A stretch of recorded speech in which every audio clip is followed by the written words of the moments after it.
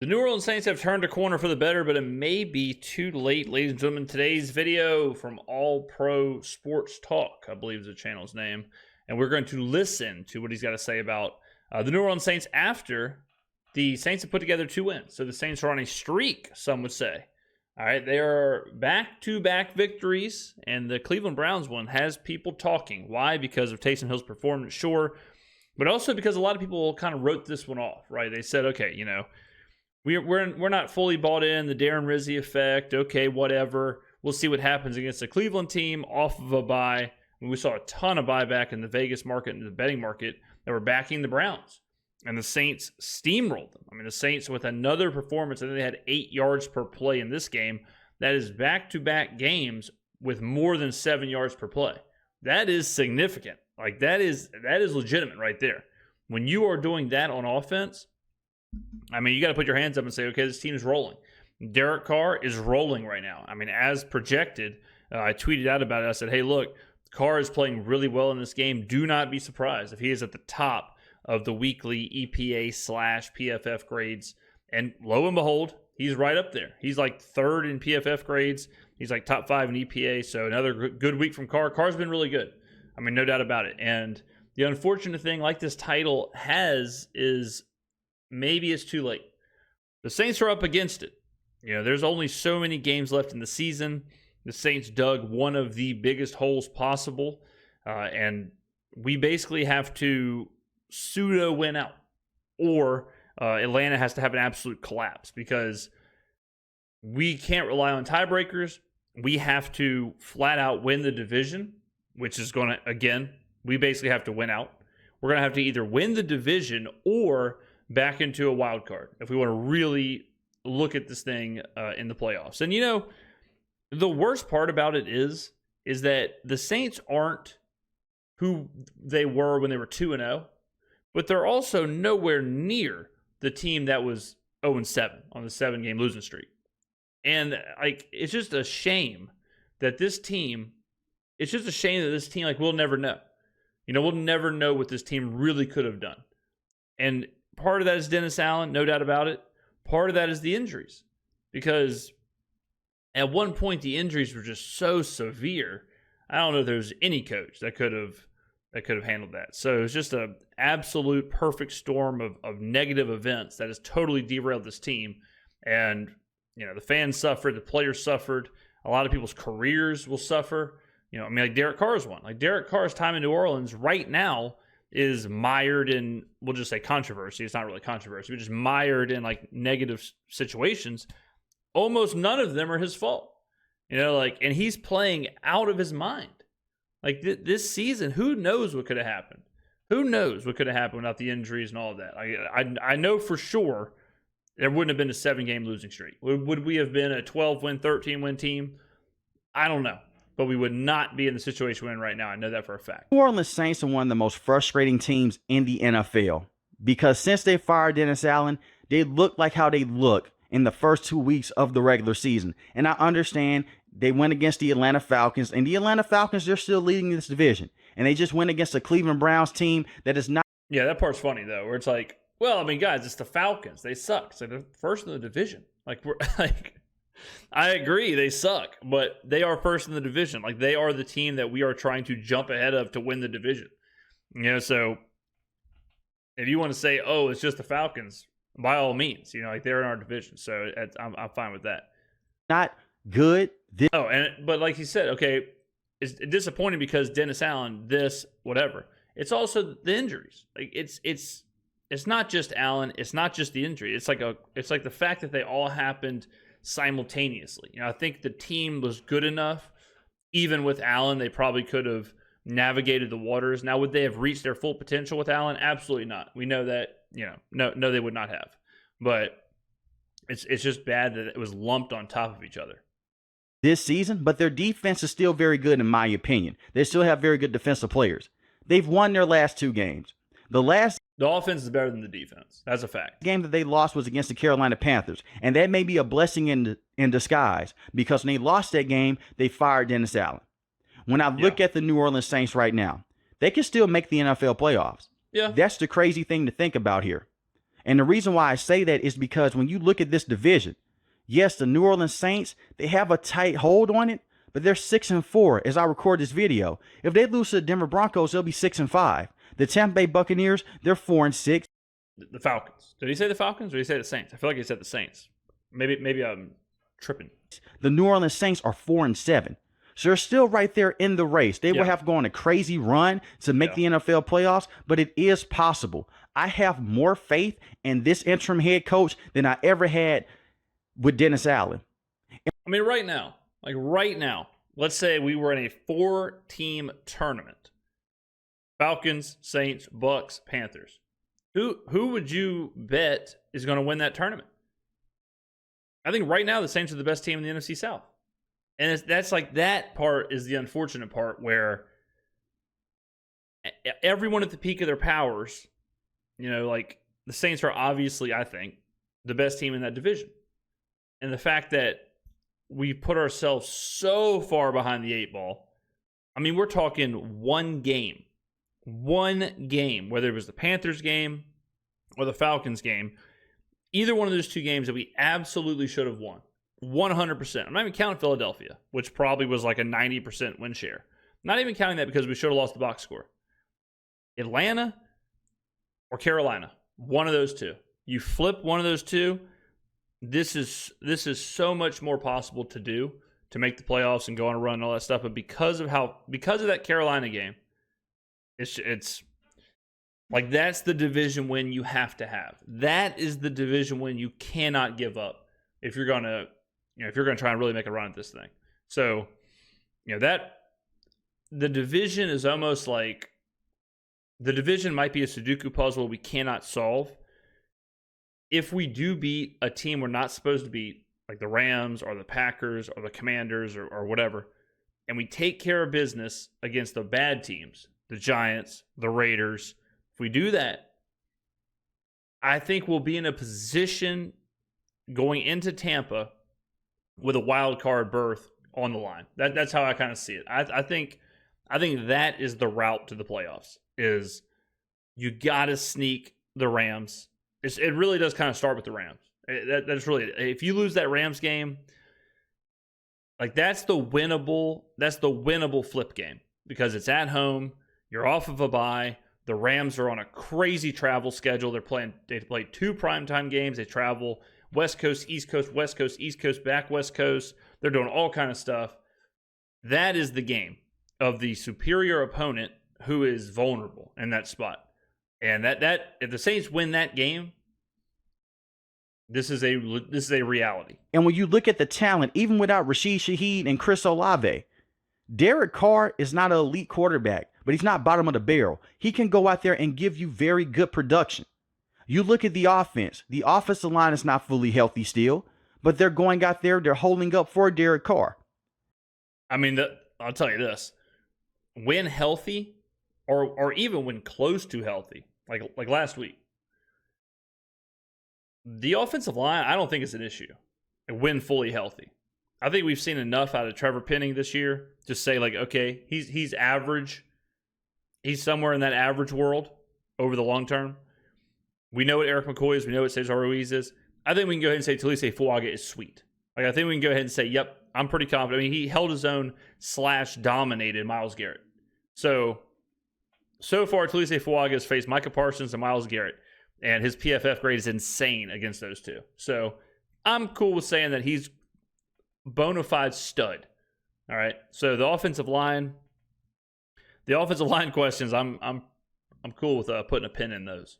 You look at this offense the last 2 weeks. Marquez Valdez-Scantling has been their best receiving threat, and it's not even close. Yeah. He has replaced Rashid Shaheed as that deep threat. Yes. And when you look at Rashid Shaheed before he got injured, he was a more effective deep threat than Tyreek Hill and Devontae Adams. You can go and look at the stats in terms of yards per catch and in terms of touchdowns as well. And that was even when they were losing football games. Before he suffered that knee injury, Rashid Shaheed was phenomenal. And he's good. I mean, he does what Marquez does. I think they're pretty interchangeable. Went out there and they bring in Marquez Valdez-Scantling, who's done a lot of good things for the Kansas City Chiefs and the Green Bay Packers. But I'm going to give Klint Kubiak a lot of credit. By the way, I hate to, I had a couple videos ago, I had a controversial yet brave take that I thought Marquez could just kind of do exactly what Rashid does, and they're basically the exact same role on the field, that burner, whatever.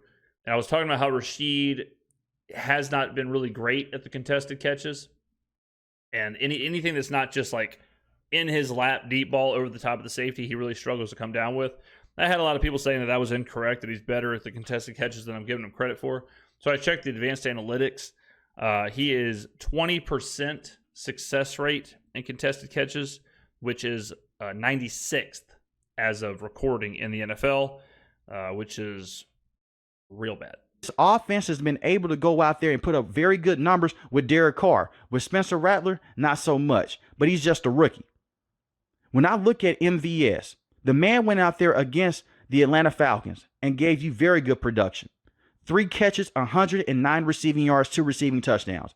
Alvin Kamara on the day, 55 rushing yards. Derek Carr was 16-25, 269 passing yards. That's all you can ask for against the Atlanta Falcons, and their special teams was elite. Yes, the kicker with the Falcons missed some field goals in the game, but they also blocked a kick as well. And not only just that, if we go back to the first Falcons outing and give the Falcons a lot of credit for coming out with the win, if it wasn't for Paulson Adebo, they wouldn't have been in that situation to kick that field goal if he did not get the pass interference penalty on Darnell Mooney. Once again, it's Dennis Allen putting Paulson Adebo on the fastest wide receiver when he is not made to do that. He's made to go. I mean, it was also the muff punt at the 1. Like, this guy's glazing Rashid, but he also muffed the punt at the 1. Why is he returning it? We had the Derek Carr pick 6, which was just a freaky fluke play. Ball got batted up, straight up into the air, lands in the linebacker's arm, on top of the pass interference, on top of the 58-yard field goal from Koo, who I don't think has made a field goal since then. Go out there and guard bigger physical wide receivers, but it is what it is. They went out there and they took care of business against the Falcons, so you split with them. Unfortunately, you split with the Carolina Panthers. That may be a game to come back and bite them when they're trying to make a late-season playoff push. But against the Cleveland Browns today, remember how I said Marquez Valdez-Scantling has been phenomenal? Well, in the last 2 games, we heard what he just did against the Atlanta Falcons. How did he follow things up this week with the Saints? 2 catches, 87 receiving. This guy is given the script all it could ask for. It is an absolute war, this guy in the script. I respect it. I respect the hustle. Power through it. But you can I think I just heard the guy go like he's getting, I think he was frustrated. So he's trying to power through this script, get after it. I'm rooting for you. Yards, 1 receiving touchdown. And Taysom Hill was the MVP today. 138 rushing yards, 3 rushing touchdowns. He did throw an interception, but he also had 50 receiving yards as well. They're running this offense through tight ends and through their top wide receiver, Marquez Valdez-Scantling. When Chris Olave comes back, and I believe that he will come back this season. He suffered yet another concussion, but we saw with Tua, he was able to come back. I understand he's a quarterback. He's not getting hit as much as Chris Olave, but Chris Olave is a true number 1 wide receiver. You work him into this system, you expect for this offense to be even better. I'm not saying that the Well, yeah, but we got to take care of business without Chris Olave. We can't worry about Chris Olave because every game is a must-win now. So if Olave comes back in 3 weeks, in between now and then, we've got to win. And we have to keep winning. We have to keep, so that's like, all this is good. All this stuff he's talking about is good. Like, yeah, these guys have been playing well. Yes, MVS has come in and he's been good and he's provided what we need in Rashid's absence. We still don't have a true number 1. Like, MVS isn't a true number 1 either. MVS is just the burner, over-the-top kind of guy. Like, he can make the explosive play. He's not going to have 10 catches on 12 targets and 3rd and 7. You're not going to go to him over the middle. We don't have that kind of guy. Taysom, Alvin have been playing good, obviously. Derek Carr, been playing really good. The offensive line, when healthy, playing good. The defense has been bad. The defense is old. The defense is just not good. Marshawn out. Whether when he was on the team but out, or whether now that he's off the team and out, the secondary is absolutely certifiably at any minute able to give up a big play. And the Saints give up basically 500 yards a game. And that's not really a recipe to do it either. Like Cooper Kupp, Puka Nacua, Matt Stafford are coming to town in 2 weeks. that could get nasty. That could get real nasty. So I'm way more concerned about the defense than I am about the offense. I love what I'm seeing with the offense. And yeah, the fact that Kubiak is getting, I mean, if you go back and look at every single game log, just look at the YPP. The fact that he's getting 5+ yards of YPP with Spencer Rattler against the Chargers, that's damn impressive. Damn impressive. You know, like that game right there is one of those things where it was horrible for Rattler, but the fact that Kubiak somehow extracted enough efficiency to be over, I think it was like 5.8 yards. Someone double check me, but I'm pretty sure it was like 5.8 yards of play. That's wild. Like, I mean, the Chargers defense is good. Is it elite? I don't know. I'll leave that up to you. But the fact that he got that kind of production out of that poor of a game, and since then it's been like maybe it was 5.4 against the Chargers, and then 5.8 against the Panthers, and then we had the 7 and then the 8. So maybe that was it. But the offense, I think, is fine, and that's fine with some pretty mediocre pieces. No hate, but you know, the wide receiver group is pretty mediocre, and the tight ends have played kind of over their head too. So, you know, if we had a Brock Bowers or something, like, I can't even imagine the production from him in this offense. You know, like, I just saw something today that Brock Bowers is second in the NFL in receptions. He's like 3 receptions. I think he's 3 catches behind Jamar Chase, and he's played in 1 less game. That is insane with how bad the Raiders are, how bad, how inefficient the quarterback play has been. Man, I mean, Brock Bowers, if I had to vote, Brock Bowers might be my rookie of the year. New Orleans Saints will go out there and make the NFL playoffs, but they have a chance to do so. And when I look at this defense, they have played better over the last few weeks. Look at what they did against Kirk Cousins and that offense. Gave up 500 yards. Nice. What they did against the Cleveland Browns today. Gave up 400 yards passing and 500 yards. Good stuff. It's Jameis Winston. He's a backup quarterback. But look at what Jameis Winston was with the New Orleans Saints. Chase Young has played better as well over the last couple of games since Dennis Allen has been phased out the pitcher as well. Cameron Jordan still cannot get to the passer. Cameron Jordan at this point, he's just collecting money. And I'm sorry, but Cameron Jordan is not going out there and doing what he was able to do 4 to 5 years ago. Yeah, but he's not. But it's like that's an irrelevant. I mean, it's irrelevant. He's playing 15 snaps a game. You know, like he's not. When people say that, I'm like, you know, like we know. Like, yes, Cam Jordan is not as effective as he was 5 years ago. Hence why he's playing 15 plays. Hence why he is playing 15 to 20 plays a game, and he is not. You know, like we know. We have received the news flash. Yes. I mean, it's like saying like Jamal Williams isn't who he was when he led the NFL in touchdowns. Yes, we know. That's why he does not get the ball. That's why he is not playing. So, you know, that kind of stuff, it's like, that's kind of irrelevant to what we're trying to do here. But you have Carl Granderson, who's a very good pass rusher, Brian Bresee. You have DeMario Davis as well. The New Orleans Saints, they have the talent to go out there and do this. But I believe that they're too far behind the 8 ball. And we've seen this over the last couple of years. They'll start the season out hot. In the midway point of the season, they'll go 500 or just a little below 500, and they'll win their next 4 games. And that has been the telltale sign of a bad coach with Dennis Allen. But he's no longer the coach. I wish that they would have moved on from him, because I really do believe, even with this interim head coach, if he was the coach at the start of the season, the New Orleans Saints would be sitting atop of this division with the Atlanta Falcons at least, or even in the mix. They would not have the record that they have right now. Yeah, I mean, like at the game that you can call into question is the Panthers game. That's the one. That's the game where you're like, damn, Dennis probably should have already been fired, but you know, it's just too obvious what happened. Like, Mickey, I don't think, or I know, Mickey did not think there was any chance we were going to lose that game. So he's thinking, okay, Carr's back. Let's get a win here. Let's right the ship. Let's see if we can, you know, Carr's coming back. Let's see if that provides a spark. We'll win the game, and then we'll see what happens. And then we'll keep Dennis on the hot seat, but, you know, it's Carolina. And I just don't think anybody, I know because I'm one of them, but I don't think anybody thought for a second we could lose that game. For a second. And man, I mean, it's any given Sunday, right? It's any team can beat any team. So that was the gambit. That was the big risk. The big risk was it's a must-win game.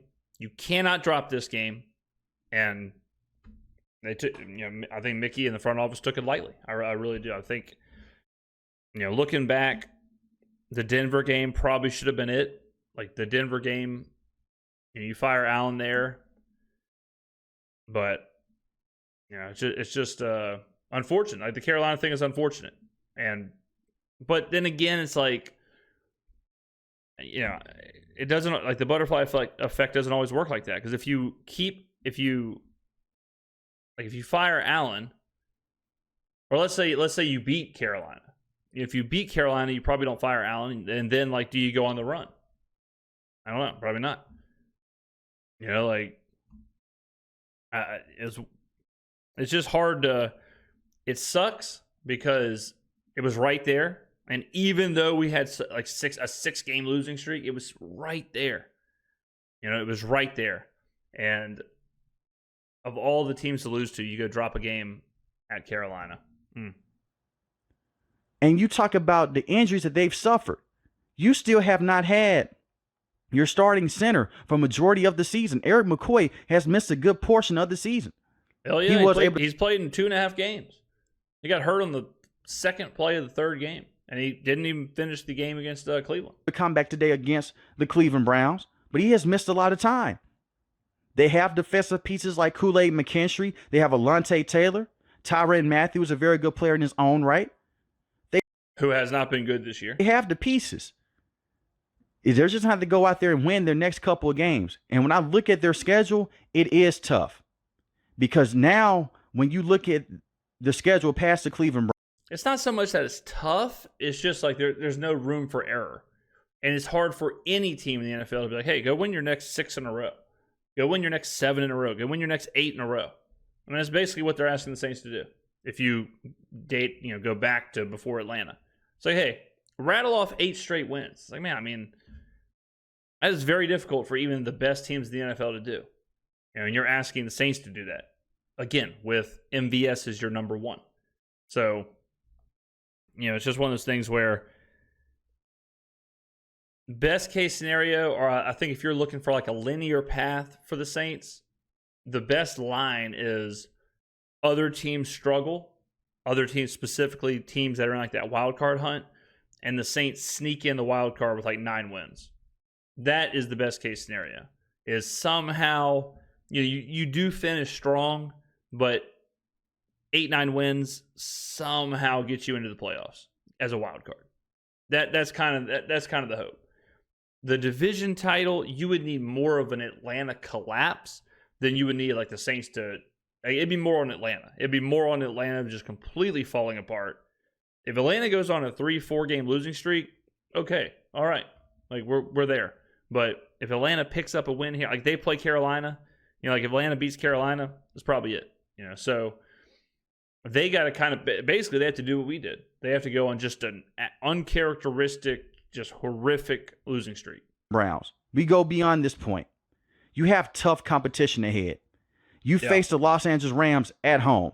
And that's always a sore spot for New Orleans Saints fans because of how things ended many years ago in the playoffs when they did not call the pass interference for the New Orleans Saints.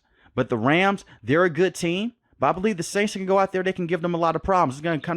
Yeah, Rams are beatable. I would say Green Bay is the big one. Like Green Bay is a super tough one. Washington's a super tough one. So those are like your 3, right? Like those are the 3 games if you're looking at, you're thinking, I don't know, this could get dicey. You got the Rams, who are a horrible matchup for the Saints. The only good news is we get them, like I said, off of a bad scheduling spot at home, off of a bye. But Washington, Green Bay, at Green Bay in prime time, it's a tough matchup too. Come down to the offensive line protection. Then they face the New York Giants on the road. I think that's a winnable game. They face the Washington Commanders at home. That's going to be tough. But hopefully Chris Olave can return back in that matchup. It's going to be very interesting as well because if Marshawn Lattimore can play in that matchup, he returns home. Then you face the Green Bay Packers on the road. You face the Las Vegas Raiders. That should be a very easy win for the Saints. No offense to the Raiders. Then they face the Tampa Bay Buccaneers on the road. It's a tough schedule, but they have the talent to do so. But let me know in the comment section below how you guys feel about the New Orleans Saints moving forward. Can they still make the NFL playoffs, or is this a wash season? And my thing is this. Regardless, it's going to be a tough spot for the New Orleans Saints after this season, whether they make the NFL playoffs or not, because you have an aging roster. And it seems like the general manager, he doesn't want to go into a rebuild situation. And you have Derek Carr in the books for at least one more season. But just let me know in the comment section below. If you're new to the channel, hit the subscribe button. If you like the video, hit the like button. Most importantly, want each and every last one of you guys stay safe, stay positive. Thanks for watching the video, guys. God bless. I mean, like, here's the deal. Let's say, like, I know I'm gonna get crucified for this, but the pieces are kind of there for a team that you can get behind, a team you can root for. Like, if you're looking at this, right, let's say we do finish strong, and let's say everyone plays well. You know what this line's going to look like.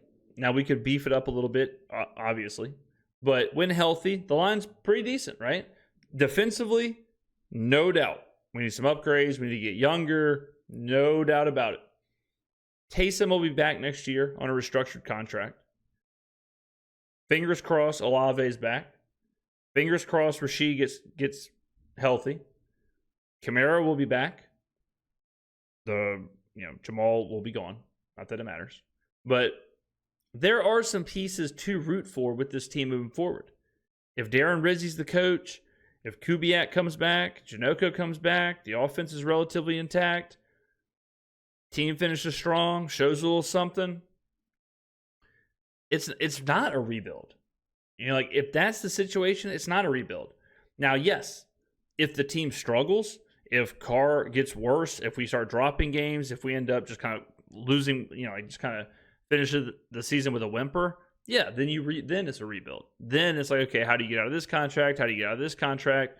Get rid of this player. You know, we did a salary cap video maybe last week, and it kind of shows like who's going to be here and who probably is not. You know, like, and there's certain players that they're going to be here, and the idea of this team with a little more momentum, a little more cohesion, some of the problems gone, aka Dennis Allen. It's a team that's like, well, I'm not saying we're close to a Super Bowl, but it is a team I think you can get behind as a fan. And it is a team that is they're so far away from a rebuild. There's like you watch like the Saints and you watch Cleveland. It's obvious that the Saints are way more talented than Cleveland. Jacksonville, I mean, come on, Tennessee. Like, those teams are so far away from where the Saints are. The Saints are like a middle-of-the-road team. The Saints are a team that's right there, fringe playoff team. Very similar to Atlanta, very similar to Tampa Bay, very similar to the Seattles of the world. They're right there. But Dallas, Jacksonville, Tennessee, Cleveland, the Giants, Carolina, like, those teams are truly bad teams. The Saints are and have never been in the same conversation with them. And I'll tell you that, I mean, like, I'm rooting for this team. I'm rooting for Rizzi. I'm rooting for our young players. I'm rooting for Kubiak. I'm rooting for Janoko. And Carr has been good. And, if Carr was bad and the team was struggling, I'd be the first one to say, get out of the contract, let's figure something out. But he's been good. And he's on a pretty cheap, right now, he's being paid like the 19th quarterback in the NFL. And he's way better than that. So if there's some restructuring going on, and he plays well, and the team plays well, and, I don't know. I just think it's such a sticky situation because the season is on an absolute thread. A loss away from this thing being over.